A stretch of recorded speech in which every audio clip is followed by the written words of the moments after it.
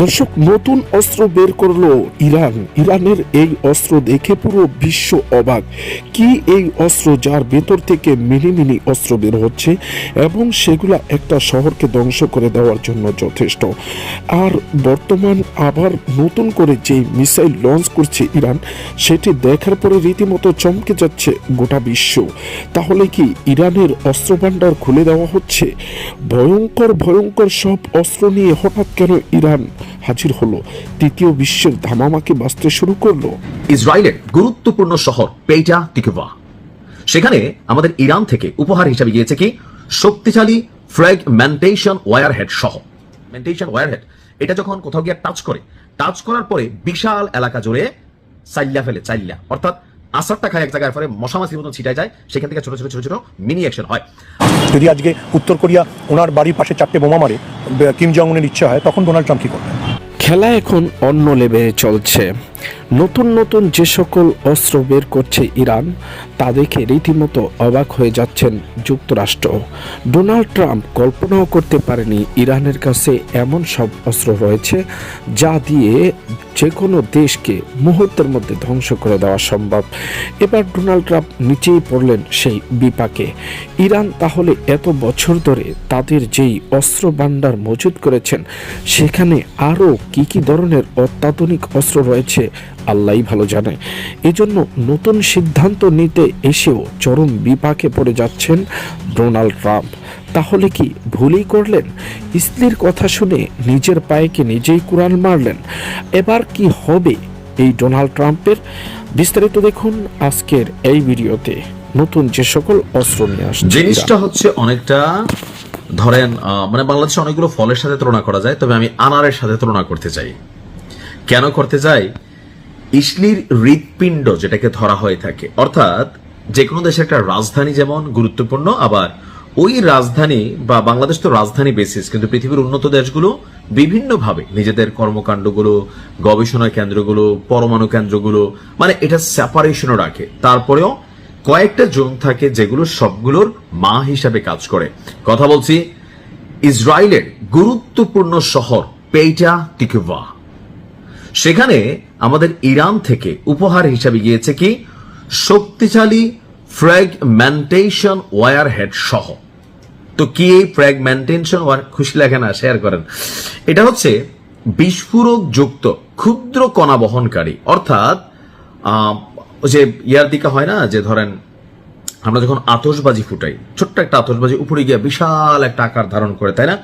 তো প্রযুক্তির জগতে, ক্ষেপণাস্ত্রের জগতে, মিসাইলের জগতে অনেক ধরনের মিসাইল আছে। যারা রাশিয়া ইউক্রেন যুদ্ধের নিউজগুলো আমার শুনেছেন নিয়মিত, সেখানে আমি অনেকগুলো বলতাম যে থাকে মাকড়সার মতন, একটা মাকড়সার জালটা ফুটলে, মা মাকড়সা মারা গেলে ভেতর থেকে হাজার হাজার মাকড়সা বের হয়ে চারদিকে ছড়িয়ে পড়ে, এমনকি প্রত্যেকে একটা স্বতন্ত্র পাওয়ার, অর্থাৎ এরা প্রত্যেকে আবার আরেকটা ঘটনা ঘটাইতে পারে। তো তেমনি এই ফ্র্যাগমেন্টেশন যুক্ত ওয়্যারহেড যেটা, এটা দিয়া ইসরায়েলের যে হৃৎপিণ্ড সেখানে টাচ করেছে কে?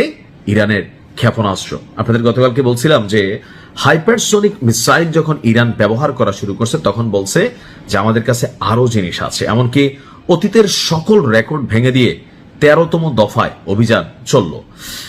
ইসরায়েলের গণমাধ্যম চ্যানেল 12-এর বরাতে এই ঐতিহাসিক অভিযানটির ঘটনা আমরা জানতে পারলাম।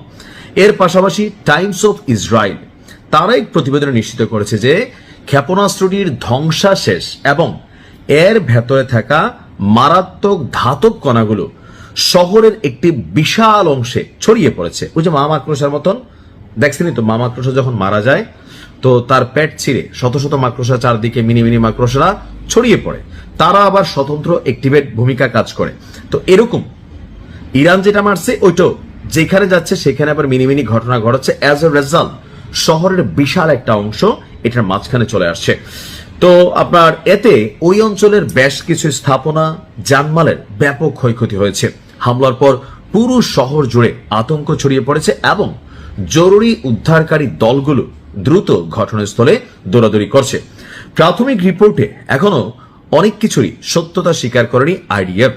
সামরিক বিশেষজ্ঞরা বলছেন এই ধরনের, অর্থাৎ ইরান যেটা ফ্র্যাগমেন্টেশন ওয়্যারহেড, এটা যখন কোথাও গিয়ে টাচ করার পরে বিশাল এলাকা জুড়ে চাইল্লা ফেলে, চাইল্লা অর্থাৎ আসারটা খায় এক জায়গায়, পরে মশা মাছির মতন ছিটায় যায়, সেখান থেকে ছোট ছোট ছোট ছোট মিনি অ্যাকশন হয়। আর এইটার যে ডিজাইনটা করা, এটাকে যারা তৈরি করেছে তারা করেছেই যখন বড় আকারে কোনো ঘটনা ঘটাতে চায়। বেসিক্যালি কোনো একটা বিল্ডিং কে টার্গেট করে একটা ক্ষেপণাস্ত্র ছোড়া হয়, কোনো একটা স্পেসিফিক টার্গেটেড লক্ষ্যবস্তু থাকে, বাট এইটা যখন মারা হয় এটার কাজই হচ্ছে যে বড় আকারের ক্ষতি করার উদ্দেশ্যে এটাকে ডিজাইন করা হয়েছে এবং ছোড়া হয়। ঘটনার পর থেকে পুরো ইসরায়েল জুড়ে কড়া নিরাপত্তা এবং উচ্চ সতর্কতা জারি করা হয়েছে। আপনার এই পেটাহ তিকভা নামক শহরে ইসরায়েলের গবেষণাগার থেকে শুরু করে প্রযুক্তি, সামরিক, বেসামরিক অনেক ধরনের গুরুত্বপূর্ণ সেক্টরগুলো অবস্থিত, এমনকি সেনাবাহিনী, মোসাদ থেকে শুরু করে প্রত্যেকেরই বিভিন্ন কার্যালয় আছে। সো ইরান সেই জায়গাটাতে গিয়ে টাচ করেছে। দেখা যাক রেজাল্ট কি আসে। যদি আজকে উত্তর কোরিয়া ওনার বাড়ির পাশে 4টে বোমা মারে, কিম জং উনের ইচ্ছা হয়, তখন ডোনাল্ড ট্রাম্প কি করবেন? ইরানের চাবাহার বন্দর আমরা তৈরি করেছি। আজ যদি সেই চাবাহার বন্দর মার্কিন বোমায় ধ্বংস হয়ে যায়, তাহলে নরেন্দ্র মোদী সেই ক্ষতির দাম দেবেন তো? পাড়ার গুন্ডারা একটা লজিক থাকতো, একটা নিয়ম থাকতো, একটা নীতি থাকতো। উনি যেভাবে প্রথমে ভেনেজুয়েলায় এবং তারপরে ইরানে আক্রমণ করলেন, এবং যে আক্রমণের জন্য গোটা পশ্চিম এশিয়া এখন অশান্ত। ইরানও তো পাল্টা জবাব দিচ্ছে। সেই পাল্টা জবাবে দুবাই এয়ারপোর্ট বন্ধ, কাতার এয়ারপোর্ট বন্ধ, মানে কাতারের দোহা এয়ারপোর্ট বন্ধ। এই যে গোটা পশ্চিম এশিয়ায় উনি যে অশান্তিটা তৈরি করেছেন, সেই অশান্তিটার কোনো দ্বিতীয় বিকল্প নেই। ভুলে যাবেন না, ট্রাম্প শান্তির জন্য নোবেল চেয়েছিলেন, আর তিনি সবচেয়ে বড় যুদ্ধগুলো শুরু করলেন প্রথমে ভেনেজুয়েলায়, তারপরে ইরানে আবার শান্তি বৈঠক চলার সময়। এই যে নরেন্দ্র মোদী বাড়ি ফিরেছে, তারপরে যে যুদ্ধ শুরু, কি এটা কি কোনো সূত্র দেখতে পাচ্ছেন কিছু? কিন্তু নরেন্দ্র মোদী যদি ইসরায়েলকে বন্ধু মনে করেন, তাহলে আমাদের মনে রাখতে হবে যে ইরানের সঙ্গে আমাদের কত দীর্ঘ সম্পর্ক। কংগ্রেস নেত্রী সোনিয়া গান্ধীর একটা চিঠি লিখে সেটা নরেন্দ্র মোদীকে মনে করিয়ে দিয়েছিলেন। তার সঙ্গে সঙ্গে আমি এটা মনে করাই একই সঙ্গে এই সত্যটাও, যে ইরানের সঙ্গে আমাদের একটা দীর্ঘ তেল কেনার বাইরেও সাংস্কৃতিক সম্পর্ক আছে। ইরানের চাবাহার বন্দর আমরা তৈরি করেছি। আজ যদি সেই চাবাহার বন্দর মার্কিন বোমায় ধ্বংস হয়ে যায়, তাহলে নরেন্দ্র মোদী সেই ক্ষতির দাম দেবেন তো? ইরান থেকে বিভিন্ন ফুটেজ আসছে, ভিডিও ফুটেজ, সেখানে দেখা যাচ্ছে যে অনেকেই সেলিব্রেশন করছেন খামেনির মৃত্যুতে। দেখুন, ইরানে খামেনির শাসন খারাপ, সে বিষয়ে কোনো সংশয় নেই। খামেনি একটা স্বৈরাচারী শাসন চালাতেন, কিন্তু সেই শাসনটাকে উৎখাতের জন্য যে পদ্ধতিটা ব্যবহার হলো সেটা ঠিক নয়। আপনি যুদ্ধের মাধ্যমে আপনি জোর করে বোমা ফেলে কোনো সরকারকে উৎখাত করতে পারেন না। ইরানের মানুষ যদি মনে করেন খামেনি খারাপ, তাহলে তারা ভোট দিয়ে সরাবেন। স্বৈরাচারী ছিলেন তো, তাকে তো সরানোর আর কোনো পন্থা ছিল না। প্রেসিডেন্ট ট্রাম্প বলছেন এরকম একজন প্রেসিডেন্টকে ইরানের মানুষ এতদিন ধরে চাইছিলেন।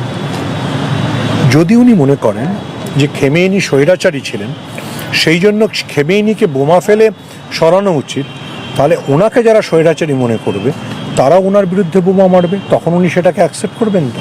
আপনি যদি গণতন্ত্রকে ছেড়ে, আপনি যদি আলোচনার পথকে ছেড়ে বোমা মারামারিটাকে শ্রেষ্ঠ পদ্ধতি মনে করেন, তাহলে এটা দর্শক, এমন সব নিত্য নতুন ভিডিও পেতে অবশ্যই চ্যানেলটিকে সাবস্ক্রাইব করে পাশে রাখা বেল বাটনটি অন করে দিবেন প্রত্যেক মুহূর্তের আপডেট নিউজগুলো পাওয়ার জন্য। তো দর্শক, এতক্ষণ পর্যন্ত আপনারা যেই ভিডিওটি দেখলেন কিংবা ইরানের নতুন নতুন যেই অস্ত্রের সমারোহ দেখলেন, আপনাদের মতামতকে অবশ্যই জানাবেন কমেন্টস বক্সে। আজকের মতো এখানেই বিদায় নিচ্ছি, দেখা হবে অন্য কোনো ভিডিওতে। ততক্ষণ পর্যন্ত সকলে